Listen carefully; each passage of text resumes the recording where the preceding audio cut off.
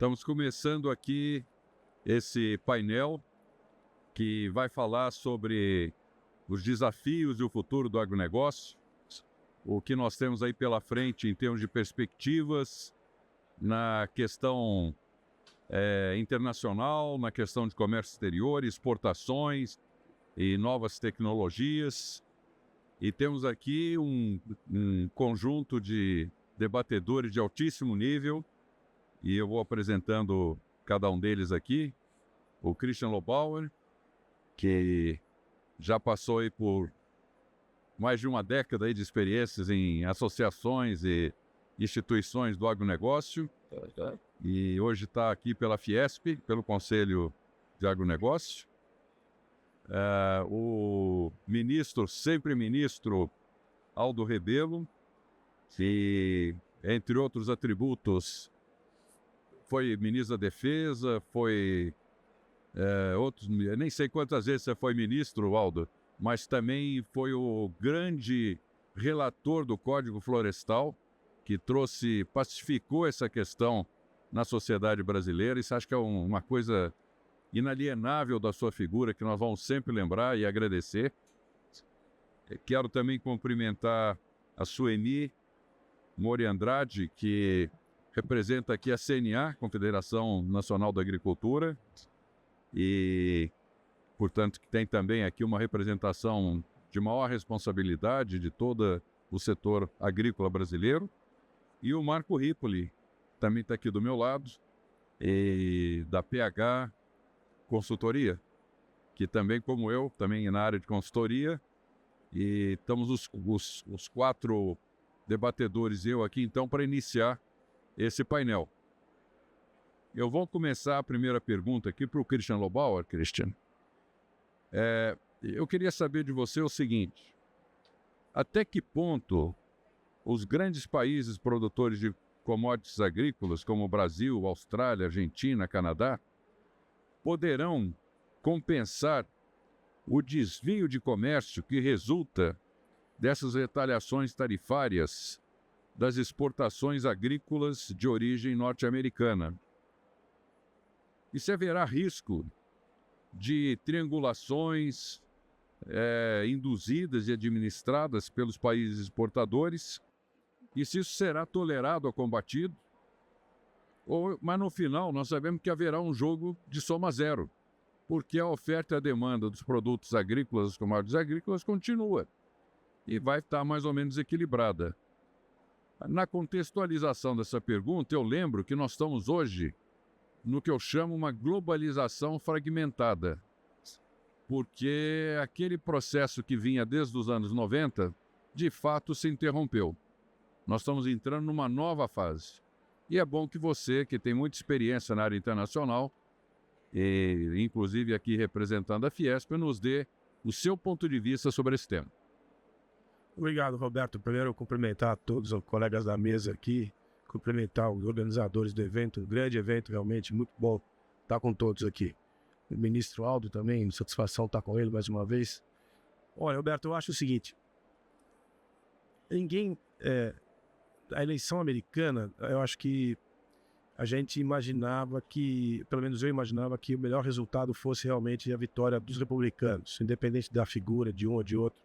Achava que a política mais necessária para os Estados Unidos e para o mundo fosse uma mudança de política, da política em geral americana. Mas eu nunca imaginei que viesse, junto com a ideia de redução de custo e redução de imposto, que são ótimas, esse tarifaço completamente descoordenado, disfuncional, que não tem o menor sentido.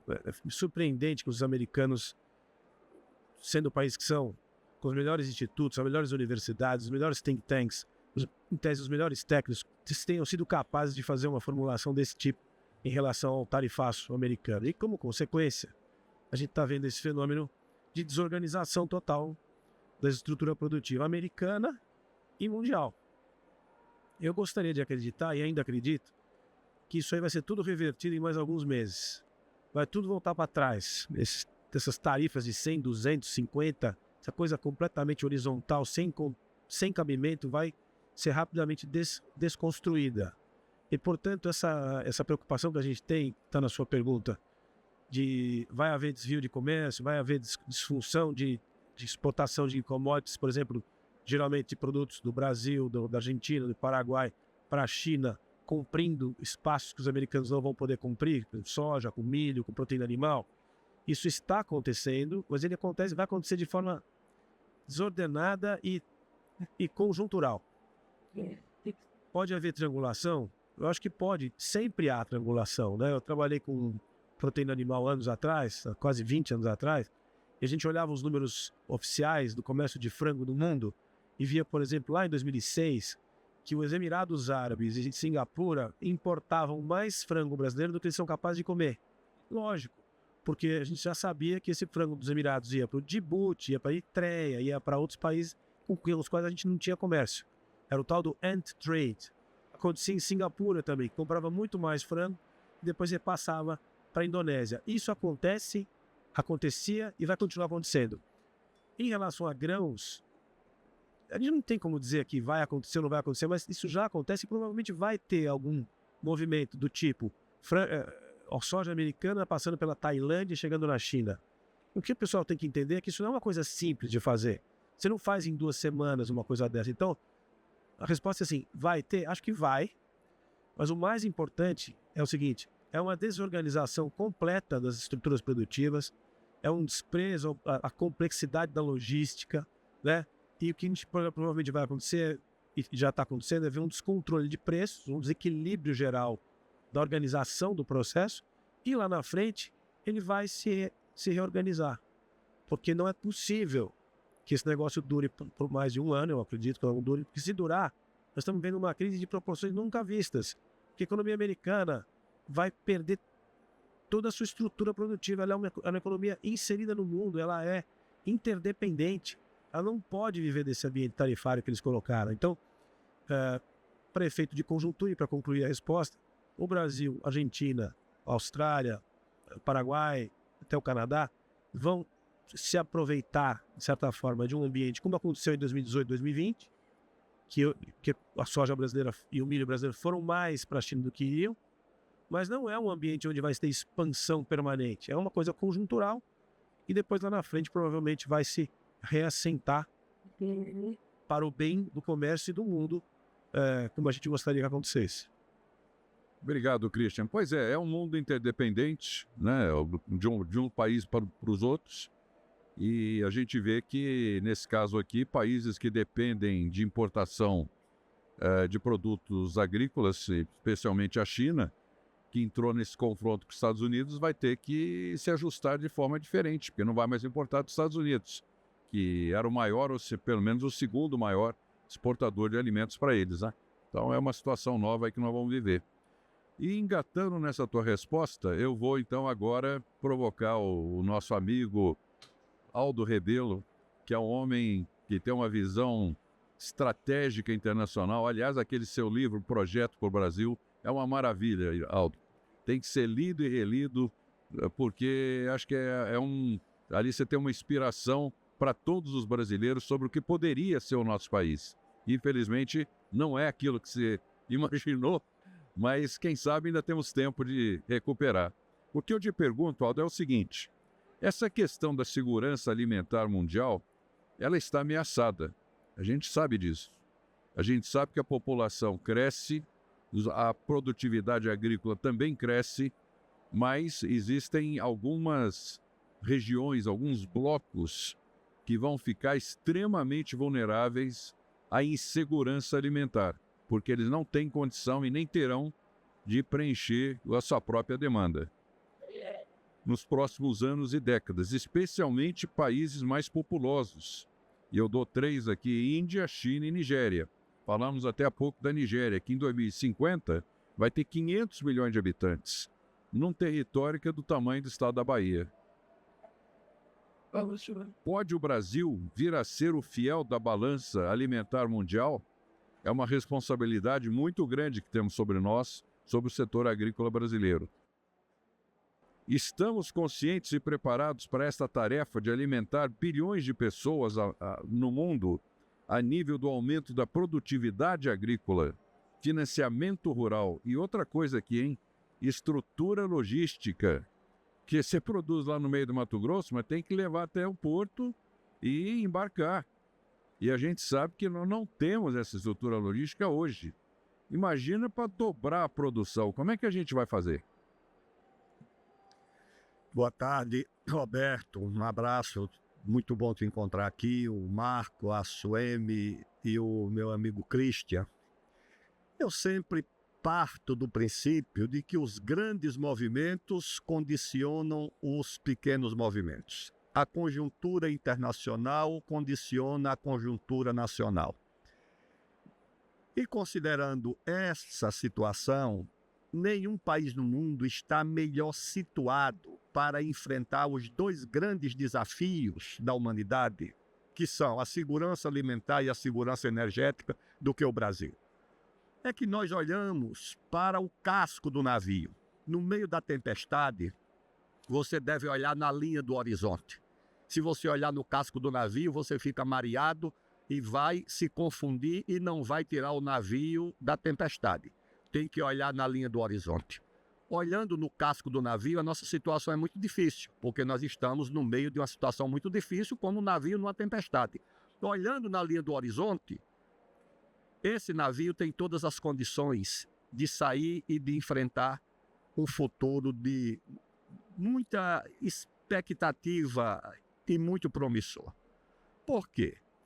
Quando a ONU, via o seu órgão que trata de alimentação e agricultura, que é a FAO, aborda o desafio da segurança alimentar, o primeiro país para o qual ela se volta é o Brasil.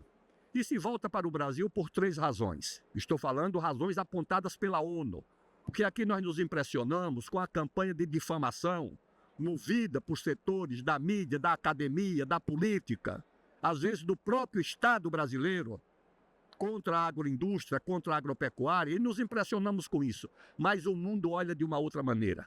O mundo que quer resolver o problema do desafio da segurança alimentar, como a ONU e a FAO, olham o Brasil com essas 3 condições. E primeiro, o país que dispõe de reservas de recursos naturais para enfrentar a produção de alimentos.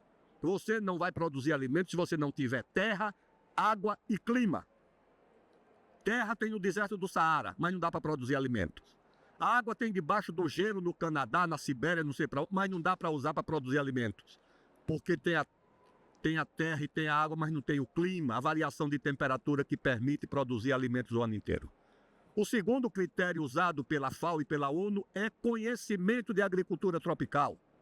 É você ter uma Embrapa, ter um Exalc, ter um Unesp de Jabuticabal, ter Lavras, ter Viçosa, ter esse conjunto de conhecimento que viabiliza o melhor aproveitamento dos recursos naturais.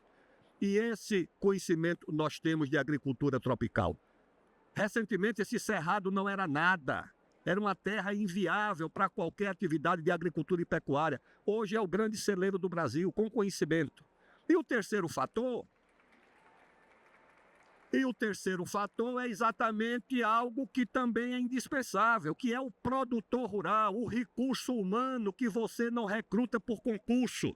Você recruta por concurso funcionário público, faz um concurso e vai buscar um em qualquer lugar e ele assume. O agricultor não. Você não pega um menino nascido nos Jardins ou em Copacabana e diz agora você vai criar vaca, plantar milho, plantar algodão e plantar feijão e criar cabra. Não vai acontecer isso. E esse agricultor é o que nós temos, que tem a relação com o campo, que não é uma relação apenas econômica, é uma relação cultural. Então o Brasil tem isso. Por essa razão o Brasil está muito bem situado. Porque é o que? É a Suíça? É o Uruguai? É a Bélgica? Não, é o Brasil que tem condições de enfrentar, porque tem também um Estado razoavelmente funcional. Não é a segurança alimentar de certas regiões, infelizmente da África, no meio de guerras civis, de lutas tribais, que tem condições de oferecer ao mundo essa segurança.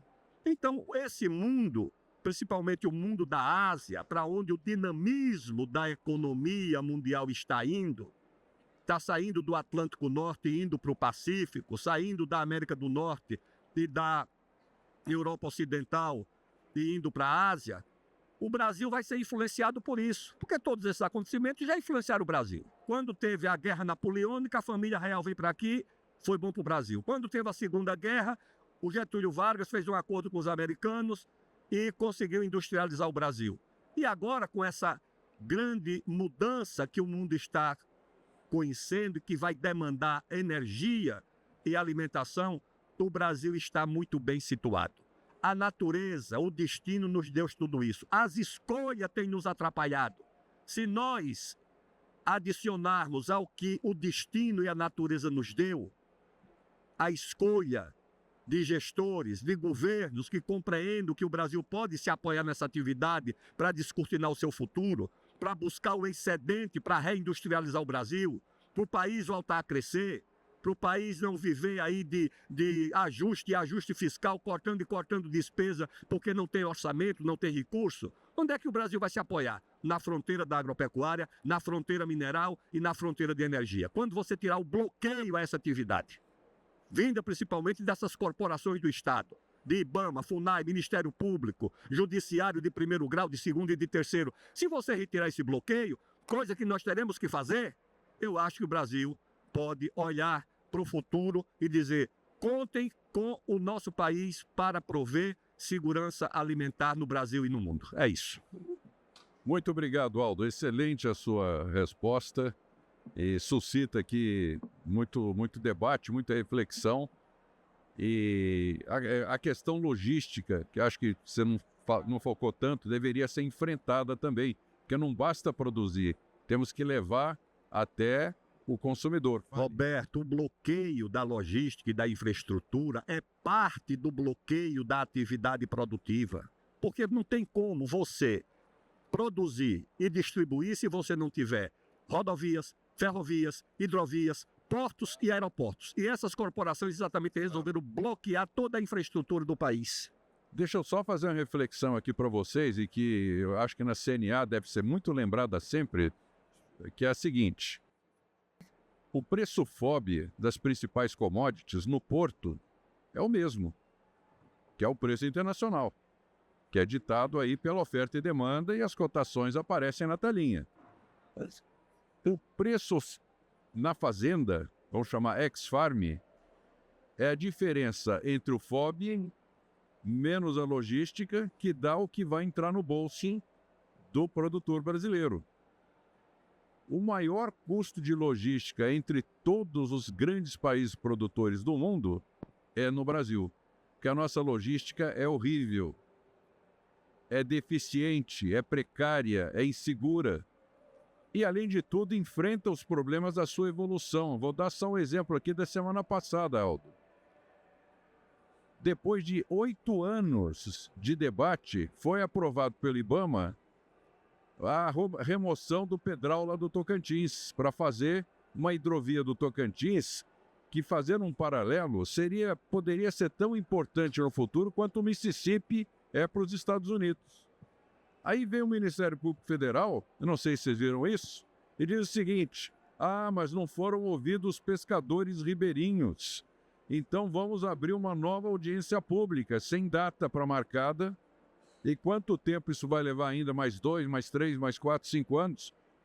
E eu diria, a agricultura brasileira pode esperar, mas mais do que isso, o mundo pode esperar que a gente consiga produzir, mas não consegue entregar a custo competitivo os nossos alimentos? Esse é o problema. Por essa razão, é o Pedral do Lourenço, para chegar no porto de Barcarena. Isso tem que ser dito claramente. O Ministério Público deve ter todo o poder para combater a corrupção. Para parar o país, não. Não tem que retirar essa atribuição do Ministério Público. O que é que um promotor, com todo respeito, entende de infraestrutura, de rodovia, de ferrovia? Ministério Público, vá combater a corrupção. Da área de infraestrutura, vocês não têm condições, nem conhecimento e nem maturidade para cuidar. É isso que tem que ser feito. Perfeito, Aldo. Bom, vamos agora então para a Sueni Mori Andrade, da CNA. CNA, que eu quero reconhecer aqui, presta um enorme serviço indispensável para a agricultura brasileira e merece todo o aplauso pelo sucesso que é o agronegócio brasileiro. Mas na defesa do interesse dos objetivos do agronegócio, eu quero destacar a defesa de acesso ao mercado internacional, que é um trabalho que a CNA faz com muito empenho de trabalhar nos mercados internacionais contra as barreiras tarifárias e não tarifárias que cotidianamente surgem, porque sendo o Brasil um país muito competitivo e muito grande fornecedor, muitas vezes é alvo desse tipo de atitude. Eu pergunto para você, haverá no momento que a gente está sentindo isso no ar, um recrudescimento do protecionismo não tarifário, que é o mais perigoso, porque ele não é explícito numa tarifa, mas muitas vezes implícito em medidas que dificultam o acesso. O protecionismo não tarifário, como regras sanitárias e ambientais mais estritas nos países desenvolvidos, como consequência das guerras tarifárias iniciadas pelos Estados Unidos, e o que o Brasil pode e deve fazer a esse respeito para que seja evitado ou mitigado no futuro o impedimento do Brasil exportar para certos mercados. Como vencer a guerra das narrativas no mercado internacional? Por exemplo, só para dar um exemplo, esse caso escandaloso, vergonhoso do supermercado Carrefour dizer que a carne brasileira não tem qualidade. Quem são eles para falar isso? Como é que a gente combate a guerra de narrativa? Bom, primeiro, obrigado pelo convite de estar aqui. Em nome da CNA, agradeço muito. O ano passado eu estive aqui também. Essa guerra das narrativas, ela é uma guerra difícil. Lá na CNA a gente tem uma posição de que a gente não adianta fazer campanha. O que acontece também é que a gente acaba sendo prejudicado na narrativa com o uso de dados oficiais. Então, por exemplo, o ministro falou de FAO, falou de ONU. Então, a gente vai discutir com algum país e ele coloca lá no dado e embaixo está escrito FAO, OCDE, ONU ou qualquer coisa do tipo. A nossa agricultura tropical é uma agricultura ainda desconhecida. Todos esses indicadores, essas organizações internacionais, essas bases científicas, elas foram feitas baseadas numa agricultura de clima temperado, que é diferente da nossa, em vários sentidos.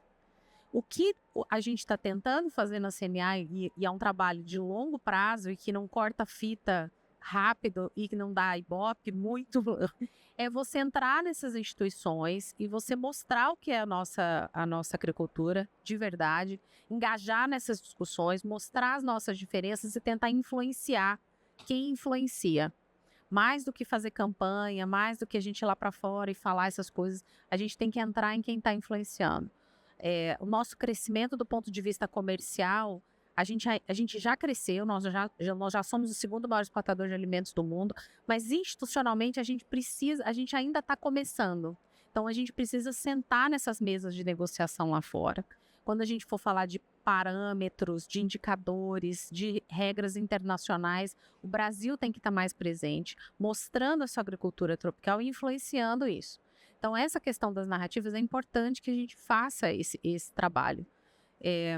Uma coisa interessante que o ministro falou é que a diferença dos países com relação à segurança alimentar, né? Eu escuto muito dizer assim, a imagem do Brasil do agro brasileiro é muito ruim lá fora. Isso não é verdade. A gente tem que tomar muito cuidado, porque nesse momento que se fala isso, você pega uma região do mundo e você diz que essa região do mundo é o mundo inteiro. E não é verdade. Eu que tenho o privilégio pela CNA de viajar para a Ásia, para a África, para, enfim, Oriente Médio, você vai para a região do mundo onde existe uma real insegurança alimentar, onde uma Singapura, por exemplo, importa mais de 90% dos alimentos que consome, segurança alimentar para eles é absolutamente tudo. Aqui no Brasil a gente não sabe o que é isso. A gente teve uma pandemia e não faltou nada no supermercado. Eu lá na CNA recebia ligação de embaixada perguntando se o Brasil ia colocar barreira para exportação de alimentos. Porque esses países do Oriente Médio e da Ásia fizeram isso com medo de ter falta de alimentos lá. Então, quando a gente diz a imagem do agro brasileiro lá fora, a gente tem que tomar muito cuidado, porque estes países veem o Brasil como a sua solução. Esses países não têm condição de aumentar a sua produção de alimentos. Então, eles contam com o Brasil para isso. Existe uma narrativa aqui, existe uma outra ali, mas ela não é generalizada. E quem realmente tem um problema de insegurança alimentar reconhece no Brasil esse papel. Muito bom, esse foi muito bom. Você quer comentar, Cristian? Não, me permite muito rapidamente, eu acho dois aspectos interessantes. Primeiro que, vou dar o nome aos bois aqui, é muito europeu esse discurso anti-Brasil, né? E o segundo ponto é que, sendo europeu, a gente tem que focar isso num aspecto que os maiores problemas brasileiros, em geral, mas em particular na agricultura, são criados pelos próprios brasileiros. Eu me lembro bem, há 20 anos atrás, o Carlo Lovatelli era presidente da ABAG, ele foi fazer uma apresentação sobre a soja brasileira na Califórnia, e aí apareceu um sujeito lá, um professor renomado, com um slide mostrando a morte no campo com a expansão da soja no Brasil. E aí o Lovatelli perguntou para ele: escuta, mas onde é que você conseguiu esses dados? Ele falou assim: no Ministério do Desenvolvimento Agrário do Brasil. Então, assim, nós costumamos, e ainda fazemos isso, o ministro chamou atenção para isso, nesse governo em particular, nós somos o nosso maior inimigo. A gente continua levando dado brasileiro ruim, sabe-se lá de onde te tira tudo isso, para fora, e esse dado volta para cá e cria essa situação que o Brasil vive hoje. Então, eu acho que você me colocou muito bem. Se você tirar esse eixo Europa-Brasil, onde estão todas as ONGs relevantes que estão aqui fazendo esse trabalho sujo, o discurso muda bastante, as narrativas também mudam de posição. Muito obrigado. Obrigado, Suemi. Sua resposta foi muito boa e acho que suscitou aqui realmente também a nossa reflexão e a nossa posição de que nós temos que melhorar muito a nossa narrativa lá fora. Acho que a questão da imagem do Brasil tem que ser realçada como um país seguro, confiável, que respeita contrato e que produz alimentos de qualidade, né? Isso é mais importante que tudo, quer dizer, que nós não estamos aqui, nós não somos irresponsáveis, inconscientes em relação ao meio ambiente. Eu acho que esse é um ponto, essa COP30 vai nos dar a oportunidade, uma vitrine que a gente tem que aproveitar para mostrar a qualidade do agronegócio brasileiro. E, bom, vamos passar agora. Eu quero fazer uma pergunta para o Marco. Marco, uma das questões que eu acho que também o mundo não conhece, talvez na intensidade que deveria, é que num grão de soja brasileiro não está simplesmente mais uma commodity agrícola, tem muita tecnologia embutida ali. Tem a questão da engenharia genética da semente, irrigação, tratamento de solo, fertilização. E, atualmente, depois do plantio direto, que foi uma grande evolução que nós tivemos na agricultura brasileira e que deu ao Cerrado uma dimensão espetacular que ele não tinha, nós vemos agora a integração lavoura-pecuária-floresta como uma nova perspectiva de melhoria da produtividade e, ao mesmo tempo, de melhor, poderia dizer, qualidade ambiental também, do ponto de vista da agricultura brasileira. E surge nos últimos anos como uma prática nova e promissora. Você acha que pode proporcionar um aumento da renda e produtividade para a agricultura brasileira? E como que nós poderemos, no futuro próximo, reduzir a grave dependência de importação de fertilizantes para a agricultura brasileira, que eu considero, Sueni, essa pergunta poderia ser para você também, como a parte mais vulnerável do agronegócio brasileiro. Lembrando, gente, que a gente importa 80% dos fertilizantes que nós usamos. E quando teve a guerra da Ucrânia, deu dor de barriga, hein? Que a gente olhou assim, será que vai ter fertilizante para a gente manter a nossa produtividade? Marco, vamos ouvir o que você acha disso.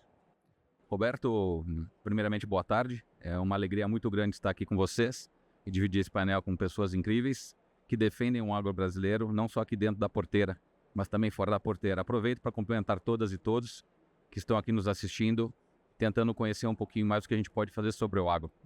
São duas perguntas muito interessantes, tá, Roberto? Eu vou tentar responder a primeira da rede LPF. Hoje, para quem teve a oportunidade mais cedo de compartilhar o momento, quando a Silvia falou e o Chiquinho também conversou um pouquinho sobre a rede LPF, importantes números foram compartilhados, né? No Brasil hoje já são 18 milhões de hectares com algum tipo de lavoura, pecuária, floresta integradas, na sua totalidade ou em parcialidades. E isso é importante porque esse sistema integrado é uma conquista da pesquisa da ciência brasileira.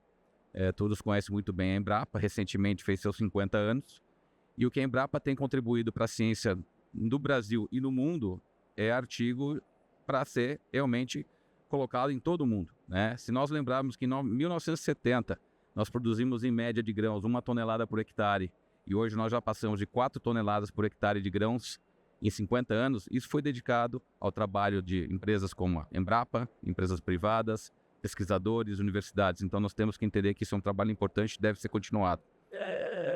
A rede, como ela é chamada, que ela já nasceu faz alguns anos, ela tem divulgado dados importantes. Esses dados mostram tranquilamente que no mesmo hectare de terra, quando você aplica a rede, a integração lavoura-pecuária-floresta, você consegue aumentar de 30% a 50% o potencial produtivo daquela área, devido a diversos fatores, né? Primeiro fator que eu gosto sempre de falar é o melhor uso do solo. É o uso contínuo do solo por todo o ano e que essa utilização seja de forma sustentável. E o próprio sistema propõe essa sustentabilidade, né? O aumento de produtividade ele vem a contento porque você consorcia diversas práticas, você realmente consegue tratar e desenvolver diversas safras dentro daquele ano, Roberto, e você consegue aumentar a renda dessa fazenda.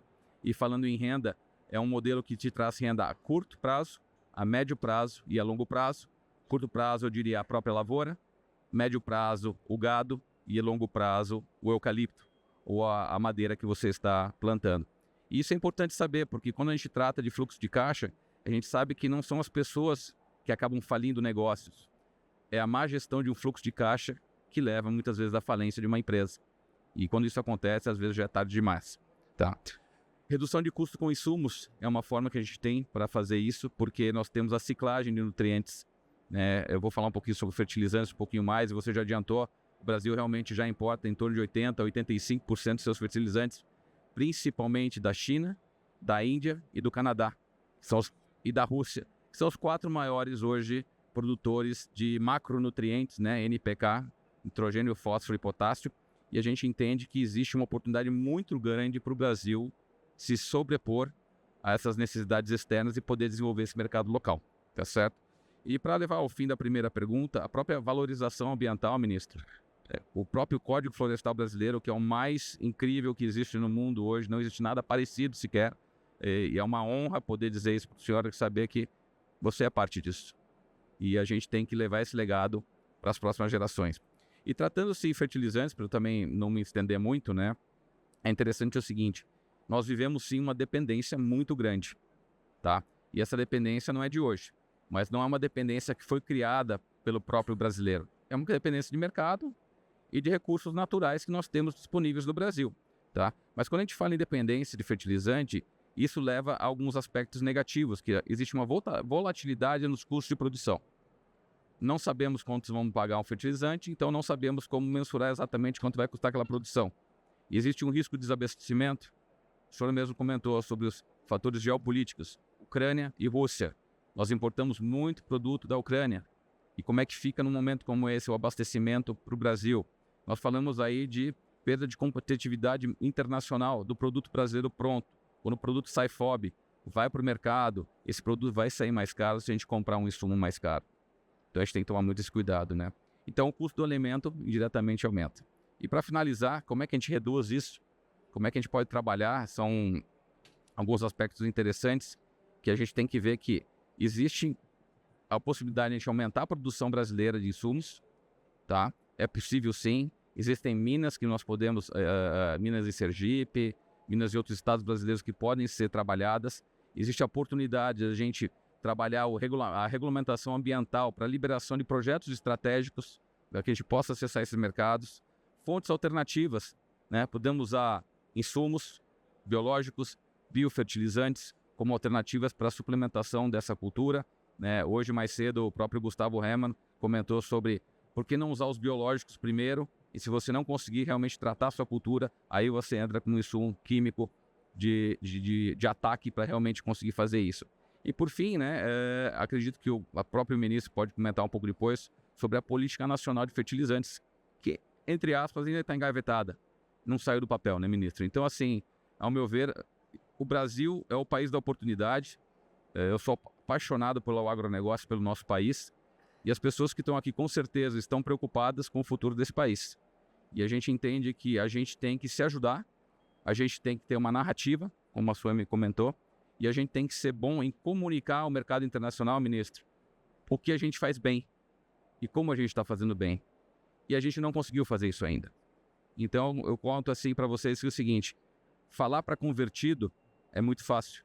Nós temos que ter a capacidade de envolver aquelas pessoas que realmente precisam escutar as verdades e compreender que o sistema, ele é pró-Brasil e não contra o Brasil. Muito bem, excelente, muito boa sua resposta. Eu acho que essa questão do fertilizante, a gente tem que olhar, inclusive numa perspectiva também, da descarbonização da agricultura brasileira. E eu me explico. Veja só que com esse advento que todo mundo está falando, o hidrogênio verde, que é produzido a partir da água e eletricidade.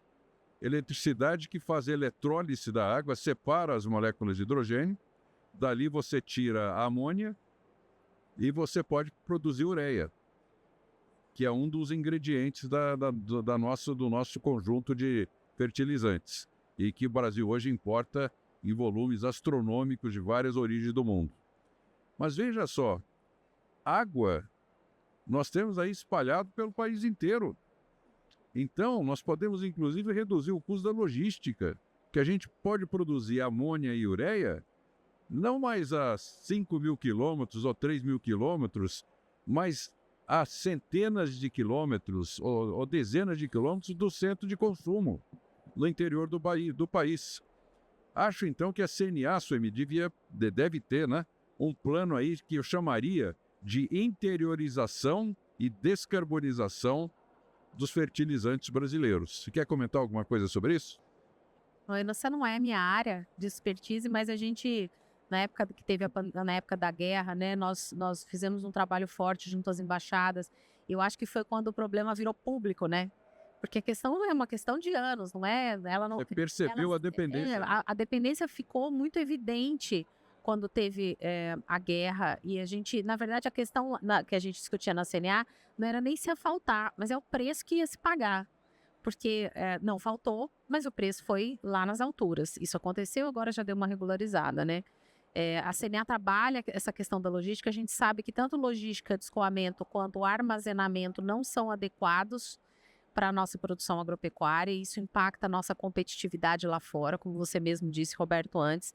Então, o fato de, por exemplo, o produtor ter que colher imediatamente, ter que despachar esses coais, essa produção, porque ele não tem armazenamento na sua propriedade, ou pelo menos próximo da sua propriedade para fazer isso, que gera aquelas filas enormes daqueles caminhões e que prejudica o preço, né? O preço que fica para o produtor. Então, acho que não só a logística, mas também o armazenamento, a gente não tem uma estrutura adequada no Brasil e ela prejudica a nossa competitividade internacional. Perfeito. Eu queria, ministro Aldo Rebelo, fazer um outro comentário aqui. Uma pergunta, uma vez que um jornalista me fez, eu quero ver a sua resposta. Eu não vou dizer a minha, não. Ela me perguntou assim, o que te incomoda mais? A dependência do Brasil da China como mercado das suas exportações, ou a dependência da China como o Brasil principal fornecedor? E aí eu coloco uma questão para ser avaliada, que é a questão da água. Você falou muito bem a questão da água.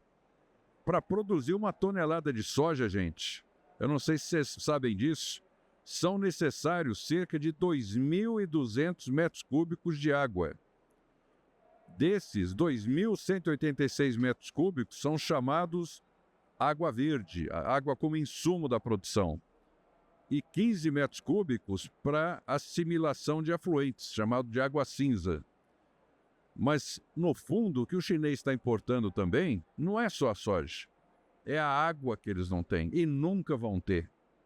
Porque primeiro a água vai para o consumo humano, depois para o consumo animal. Será que sobra para a agricultura, Aldo? Primeiro, eu acho que é a China que depende do Brasil. Eu faço uma pergunta. Quantos dias alguém suporta sem se alimentar? Hoje em dia, com um psiquiatra, as pessoas podem viver 1 semana sem celular.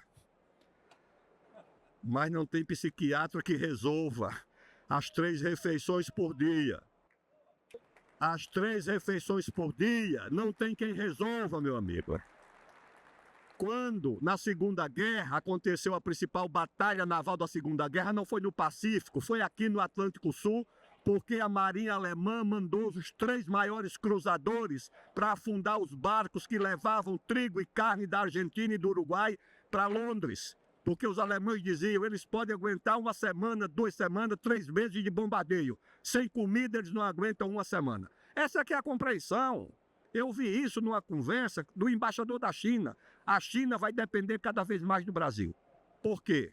Porque a China não dispõe dos meios para produzir alimentos. Você pode fabricar bilhões de celulares por ano. Você pode fabricar milhões de automóveis por ano. Você pode fabricar milhões de televisores por ano. Quantos hectares de terra você pode fabricar por ano?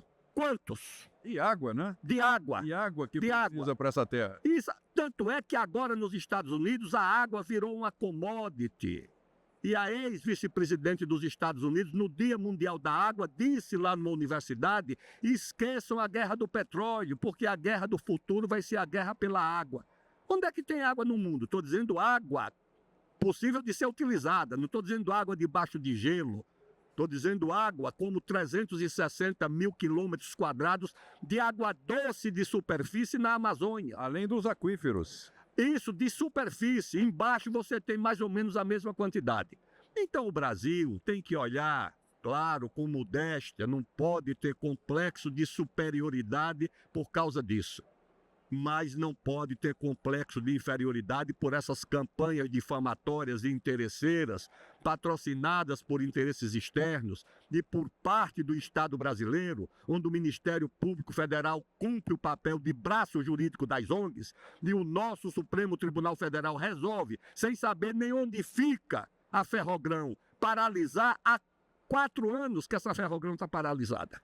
Tá certo. E que vai usar um leito da estrada que já está aberto. Não, isso já está tudo desafetado. Pois é. Não precisa desapropriar nada. Nem tem terra indígena no caminho. Não tem nada no caminho. O que tem é a campanha internacional para bloquear a nossa fronteira da agropecuária, meus amigos. É isso que existe. Isso, né, Aldo? Não, nós temos que revogar o poder dessas corporações. Isso depende da nossa vontade. Isso depende de termos do país uma estrutura de forças políticas que resolvam enfrentar esse desafio. E acho que temos condições para fazer isso. Por essa razão é que tenho essa posição assim de confiança e de otimismo se olhar na linha do horizonte. Se olhar no casco do navio, estamos perdidos.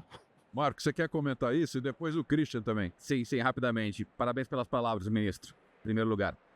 2 pontos para compartilhar. Soemi, hoje são 110 milhões de toneladas que não conseguem ser armazenadas no Brasil, porque nós não temos capacidade estática para esse tipo de armazenamento. É por isso que quando a gente vai lá para Miritituba, no porto, a gente vê caminhões e caminhões e caminhões que não estão aguardando para desembarque. Eles estão aguardando porque eles não têm onde colocar a carga. E, ministro, eu falo muito sobre vocação, né? A vocação da China é fabricar as coisas. A China não vai produzir alimento. A vocação da Índia são serviços, né? Quantas das grandes empresas hoje rodam folhas de pagamento, sistemas integrados, TI, atendimento a cliente com empresas que estão na China, ou, desculpe, na Índia. Muitas vezes a gente pega o telefone, né, Roberto? E a gente acha que está falando com alguém em São Paulo, no Rio de Janeiro, em Brasília. Não, essa pessoa está situada lá na Índia. E qual que é a vocação do Brasil, pessoal? A vocação do Brasil é única, que é a produção de alimentos.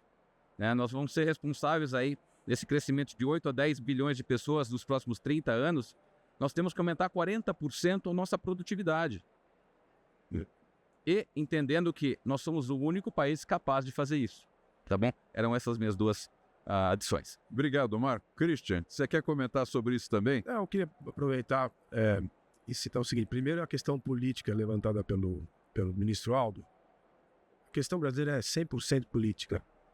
Porque e ainda existe a oportunidade de a gente conseguir reverter o quadro. Ainda existe. Vou dar aqui algumas referências importantes. Por exemplo, o governo de Minas Gerais tem hoje um investimento já fechado em contrato de como você levantou, de um investimento em hidrogênio verde em Uberaba, e daqui a 4 anos já vai ter um investimento bilionário de resultado já para resultantes de fertilizante da agricultura, para produzir amônia. E outro aspecto importante é que já há movimentos de minas de fosfato, também em Minas Gerais eu conheço 2, ainda que de pequeno porte, que estão ganhando relevância e estão ganhando visibilidade. E finalmente a gente já conhece muito bem a questão do potássio, né? No leito da Amazônia e no Sergipe, que são casos históricos, que são mais caros para se extrair, evidentemente, a gente sabe que é mais caro, mas o ponto é esse: se o Brasil tivesse um plano estratégico de país, pensando daqui 10, daqui 15, daqui 20, um plano de Estado, coisa que a gente não tem, acho que a última vez que a gente teve isso foi nos anos 70, se é que teve. Se a gente tivesse isso na mão, a gente teria certamente essa temática da energia e dos fertilizantes como partes do primeiro capítulo do plano estratégico de país. Então, a energia brasileira, Aldo, a gente já tem 17% da matriz energética hoje, da matriz geral, já vem da biomassa. Quem é que tem isso no mundo? E pouca gente, nem os brasileiros sabem disso. Então, assim, sabendo que a energia vai ser, junto com o alimento, a maior demanda para a segurança mundial, o Brasil está bem posicionado, já está aplicando, e sabendo que o único fator ainda de tensão, vamos dizer assim, seriam os fertilizantes. Se a gente tivesse um plano de médio e longo prazo estratégico, sem os problemas políticos internos para resolver, a gente seria céu de brigadeiro, né? Mas falar é fácil, difícil é fazer. Eu acho que nós estamos aqui nos aproximando do final e eu queria fazer aqui algumas reflexões para um fechamento aqui do nosso painel. Eu vejo assim, o agronegócio brasileiro, que são vocês que estão aqui nos assistindo, é o time mais qualificado desse país. Já que nós estamos num campo de futebol, está aqui a seleção brasileira. Aqui que está a grande especialização do Brasil. É o sucesso do agronegócio do Brasil que nos coloca numa posição relevante no mundo. Não há outra razão da relevância do Brasil hoje na geopolítica mundial que não seja de ser um grande produtor de alimentos. Agora, nós temos 3 vulnerabilidades que nós foram colocadas aqui, que eu acho que nós temos que pensar nelas diariamente e num trabalho conjunto, setor público, setor privado, CNA principalmente, lembrando que representa o conjunto do agronegócio brasileiro, que é a logística deficiente e lutar contra esse negacionismo ambiental que procura interromper um ferrogrão, um Pedral do Tocantins, tirando dinheiro do bolso do produtor brasileiro para uma preservação, às vezes, absolutamente ideológica. Eu também sou a favor de não derrubar a floresta, vamos deixar claro, mas nós não estamos falando disso. Nós estamos falando de permitir, na logística brasileira, uma eficiência de uma ferrovia que passa onde já tem uma estrada rodoviária, uma hidrovia que tem um rio como o Mississippi, que deveria servir de eixo para transporte da produção agrícola brasileira, estão impedidos hoje pela questão do meio ambiente. A segunda vulnerabilidade é essa questão do fertilizante, que nós temos que fazer realmente a substituição da importação por produção local próximo da região de consumo, reduzindo não só o custo da produção, tornando mais descarbonizado e com menor custo também da logística de entrada no país. E, finalmente, a terceira vulnerabilidade é a questão do acesso a mercado. Combater a propaganda negativa, às vezes até a difamação dos nossos produtos agrícolas como vindo de áreas de floresta, de desmatamento, de mão de obra escrava, de baixa qualidade sanitária. Nós não podemos aceitar, temos que ser combativo e ter orgulho da qualidade da nossa produção, que a gente sabe é uma coisa absurda. Por exemplo, quanto tempo a carne brasileira ficou proibida no Japão? Desde que acho que 40 anos, 50 anos que eu escuto falar isso. Só que o japonês chega em São Paulo, a primeira coisa que ele quer é vir numa churrascaria brasileira. Isso é uma contradição, porque nós temos a melhor carne do mundo, a mais saborosa. Por que não a gente realmente mostrar para eles que não há problema nenhum? Nós temos qualidade suficiente para qualquer lugar do mundo. Então eu queria deixar esses comentários de vocês conferem que esse seria talvez os 3 pontos mais importantes para o futuro do agronegócio brasileiro. Começando pela Suemi como mulher, daqui a palavra a ela, por favor. Obrigada, Roberto. Eu concordo com tudo. Eu acho que nesse momento de reconfiguração do comércio internacional, o Christian falou no começo dessas mudanças todas que a gente está vendo. Eu sou um pouquinho menos otimista, eu não acho que vai voltar ao que era antes, eu acho que a gente vai para um outro patamar agora. Eu acho que essa reconfiguração dessa disputa entre Estados Unidos, China e a Europa no meio do caminho, eu acho que a gente vai, os livros de história vão contar esse momento como um momento de inflexão. E eu acho que o agro brasileiro tem que ser pragmático, tem que continuar sendo pragmático, né? A gente fala lá na CNA que um possível acordo de compras entre China e Estados Unidos não seria bom para nós, porque você sai da lógica da eficiência do comércio internacional e o comércio passa a operar por outras questões políticas, nesse caso, um acordo de compras. Mas o recado que eu acho que tem que ter é que o agro brasileiro tem que continuar pragmático. A China é o nosso principal destino, 30% de exportação, depois a União Europeia, que é muito importante para nós também, depois Estados Unidos com 7%, e a gente vende para o mundo inteiro, e a gente tem que continuar vendendo para o mundo inteiro. Eu acho que o pragmatismo do agro, apesar de todas essas deficiências que a gente falou isso, apesar de a gente não ter acordo comercial relevante, apesar das dificuldades que a gente tem de logística, escoamento e tudo mais, apesar disso tudo, a gente continua pragmático e a gente continua vendendo para o mundo inteiro. Obrigado. Aldo, uma rápida palavra, temos mais 3 minutos. Vamos ver se consegue. Não, eu não acho que vai alterar, por quê? Porque não tem como, mesmo que haja acordo em Estados Unidos, Rússia e China confiarem a sua segurança alimentar aos Estados Unidos. Pode ter certeza que não vão confiar. Por mais acordos que façam, eles vão ficar procurando alternativas. Insumos, o Brasil tem os 2 casos, o potássio lá de Altazes e o fósforo lá da reserva de cobre, lá do Amapá e do Pará, que o presidente Temer tentou extrair e foi bloqueado por essa campanha de ONGs, Ministério Público, celebridades de Hollywood. Isso tudo está na nossa mão, enfrentar e resolver. Nós não temos nenhum tipo de dificuldade se houver decisão política para enfrentar isso. Ou nós achamos que quem tem poder de fato no Brasil é uma ONG. Não, o Estado brasileiro tem que enfrentar e remover esses obstáculos para que nós desempenhemos o nosso papel retirando essas vulnerabilidades. Senão o pessoal vai produzir insumos, sabe aonde? Na Guiana. Fui procurado por empresário, secretário de Relações Internacionais de São Paulo. O senhor nos apresenta o embaixador da Guiana para quê? Para produzir insumo na Guiana, por causa do preço do petróleo, preço do carvão, licenciamento ambiental, Ministério Público, vão para lá. Nós podemos enfrentar isso aqui, tá bem? Obrigado, Aldo. Vamos lá, Christian. Suas palavras finais aqui desse painel. Eu vou ser muito breve. Eu acho que o mundo precisa comer.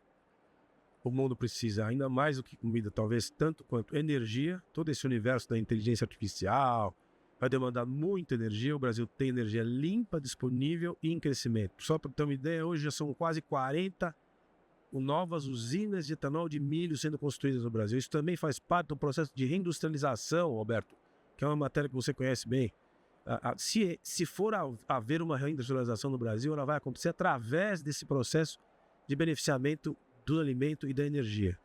Então, precisa comer, precisa de energia, mas nós temos uma lição de casa para fazer, que é a questão política nacional. Se nós não tomarmos conta das políticas públicas e seguirmos o que nós falamos nessa mesa aqui, nós vamos continuar sendo prisioneiro desses absurdos que a gente vê e não consegue reagir. Então, acho que fica essa lição de casa. Bom comentário esse, está anotado. Vamos lá, Marco. Vamos ver o que você achou desse todo. Eu acho que muito bem resumido, parabéns. E exatamente isso, o agro alimenta, o agro abastece, o agro veste, o agro nos protege. O agro emprega. E o agro emprega. Então, a todo produtor rural, pecuarista, agricultor, eu deixo o meu muito obrigado, né, porque vocês colocam um prato à mesa das pessoas e que não desista, em hipótese alguma, mesmo com essas políticas que estamos enfrentando, as dificuldades e tudo que vai contra o trabalho de cada um de nós aqui, nós ainda somos vencedores e somos um dos melhores agros do mundo. E eu tenho certeza que a partir do momento que a gente consiga remover alguns desses obstáculos, a gente vai ser muito mais pujante e cada um de nós vai ser muito mais feliz no final do dia. Obrigado, viu, Marco, pelas suas palavras finais. Bom, pessoal, Eu queria agradecer aqui a Datagro, a Corteva, por ter organizado esse painel no GAF. E acho que foi um debate fabuloso. Agradeço demais aqui os 4 debatedores.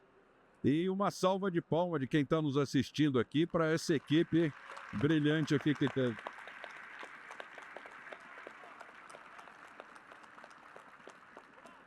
Muito obrigado a vocês e até breve. O orgulho de ser brasileiro está em quadra. Vamos juntos fazer história. Ponto a ponto. XP, investidora oficial do João Fonseca.